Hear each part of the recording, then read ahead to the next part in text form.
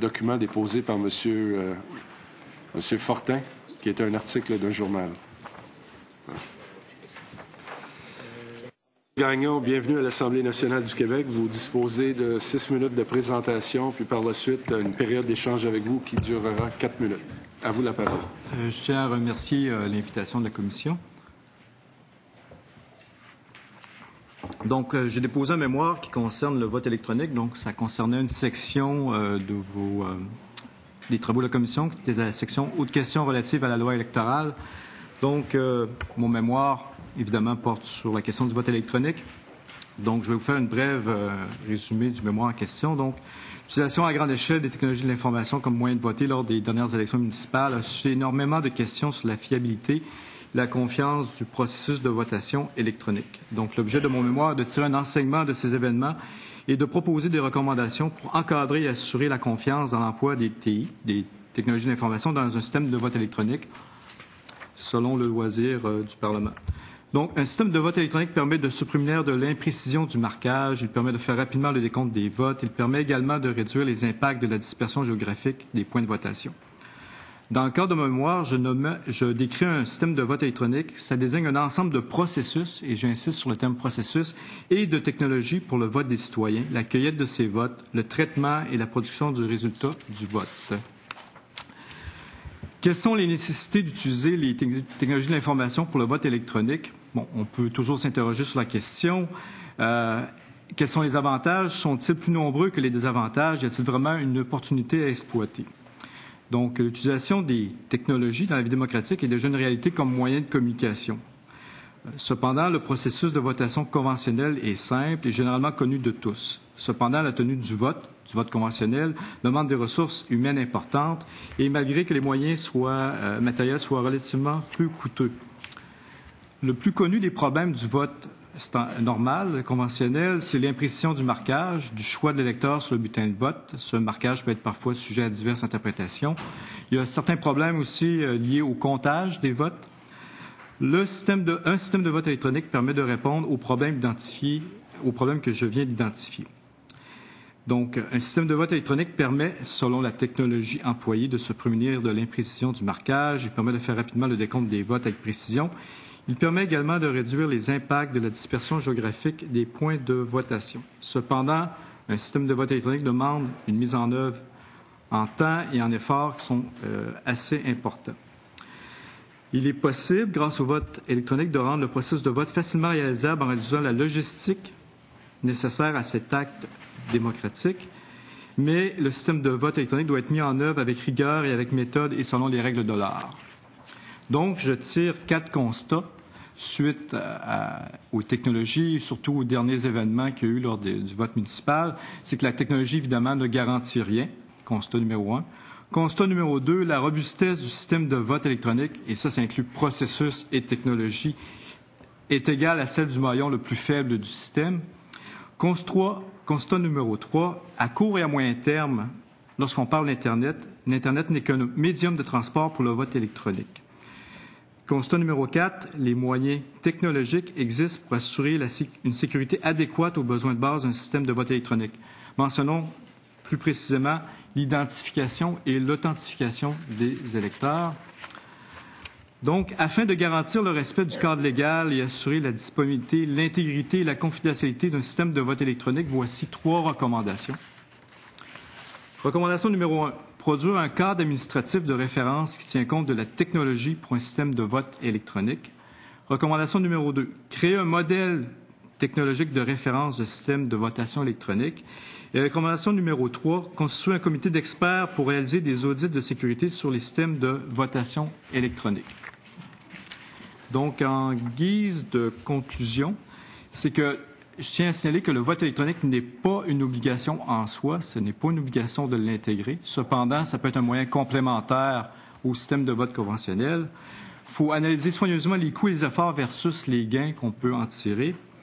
Et on peut constater lors des dernières élections fédérales qu'il y a comme un changement au niveau que les gens votent. Le vote par anticipation a connu une popularité sans précédent. Donc, on peut imaginer que l'emploi des nouvelles technologies risque probablement d'intéresser certaines catégories d'individus là, pour son devoir de citoyen, c'est-à-dire voter. Je termine là-dessus.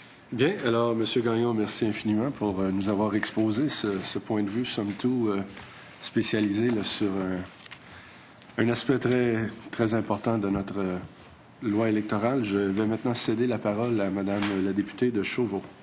Oui, merci beaucoup, M. le Président. Bienvenue à vous, M. Gagnon. Je comprends vos propos, finalement, que vous n'êtes pas contre le vote électronique, mais vous faites certaines recommandations pour qu'il y ait un encadrement assez important quant à l'utilisation.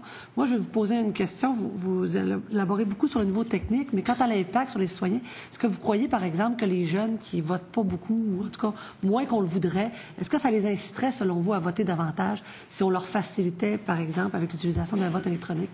Est-ce que ça... Mon opinion est oui. Je crois que ça les inciterait parce qu'eux ont intégré la technologie. Pour eux, c'est une manière de faire les choses qui est totalement naturelle. Mais évidemment, ça implique beaucoup de considérations, là, autant légales que technologiques et manières de faire. Donc, il y a beaucoup de problèmes de sécurité liés à l'utilisation des technologies. Évidemment, quand on parle de vote électronique, c'est pas uniquement l'Internet. Ça peut être des moyens technologiques qui sont locaux. Donc, on l'a vu lors des systèmes de vote. Donc, évidemment, ça ne les attire pas vraiment. Là. Il s'agit que ça soit intégré dans les nouveaux moyens de communication. Mais d'après moi, ça va prendre encore de nombreuses années avant que ça soit quelque chose qui soit réalisable. Là, alors, merci. Je vais aller du côté de M. le député de Masson. Bienvenue à la commission. J'aurais envie de dire pourquoi faire compliqué quand on peut faire simple. Est-ce que vous pensez que vraiment le vote électronique pourrait augmenter la participation à la votation? Ensuite, est-ce que vous ne pensez pas que, compte tenu de l'économie de la loi électorale, notamment en ce qui a trait au caractère solennel et secret du vote, il y a toute une économie de la loi électorale qui fait en sorte même que dans un bureau de votation, s'il y a une pancarte devant la porte, etc., s'il y a quelqu'un qui est en ligne puis qui commence à jaser, c'est d'influencer. Il y a plein d'articles qui essaient de minimiser la journée du scrutin, l'influence du vote. Jusqu'où vous seriez prêt à aller dans l'établissement d'un vote électronique? C'est une chose de prendre un genre de poubelle qui gobe le bulletin de vote. C'en est une autre de voter par Internet à la maison. Je voudrais vous entendre là-dessus. Premièrement, est-ce que ça augmenterait la participation au vote? Probablement pour une catégorie de citoyens. Donc, on parlait tout à l'heure des plus jeunes. Ça aurait un intérêt pour eux. Mais encore là, il faudrait voir quel type de système de vote électronique. Donc, si on parle d'un système de vote par Internet, l'impact est totalement différent des systèmes de vote qu'on a vus récemment aux élections municipales. En ce qui concerne l'aspect décorum, si j'ai bien compris le sens de votre question, l'aspect solennel du vote, se déplacer, qu'il y a une certaine manière de faire, évidemment, le système de vote électronique, s'il est employé localement dans un point de vote, je ne crois pas que ça impacte cet aspect-là solennel. Mais s'il est employé dans le cadre d'Internet, supposons, ça change énormément de choses quant à l'aspect de solennel du vote, là, pour reprendre vos termes. Oui, mais par Internet, il peut être secret aussi. C'est que si on emploie les technologies adéquates, avec les bonnes façons de faire, le vote va rester secret. Il existe déjà, les technologies existent, les moyens de faire existent, c'est déjà connu, c'est déjà documenté, tout ça. Infoman, faire un party de vote électronique. Donc, il faudrait se poser la question, si jamais il y a des failles dans ce système-là, ça veut dire que le système a été mal conçu. C'est uniquement ce que ça veut dire. Et, Monsieur le député de Masson, Monsieur le député des Chutes de la Chaudière. Monsieur le Président, justement, suite à l'expérience de Québec, moi, je représente des citoyens de la Rive-Sud et les gens en ont parlé beaucoup. Puis, les gens, selon moi, sont prêts, comme disait tantôt le député de Masson, à avoir une gobeuse de bulletins de vote parce qu'il y a un document qui demeure. Parce que dans la tête des citoyens, c'est pas évident qu'on vote et après ça, là, ils ne savent plus ou moins. Je dis pas qu'il peut avoir fraude, mais je pense qu'il y a des techniques pour valider tout ça. Mais avant de le faire, ça prendrait une campagne d'éducation populaire pour expliquer tout le processus qui permet de sécuriser le système. Parce que lorsqu'on voit qu'il y a des...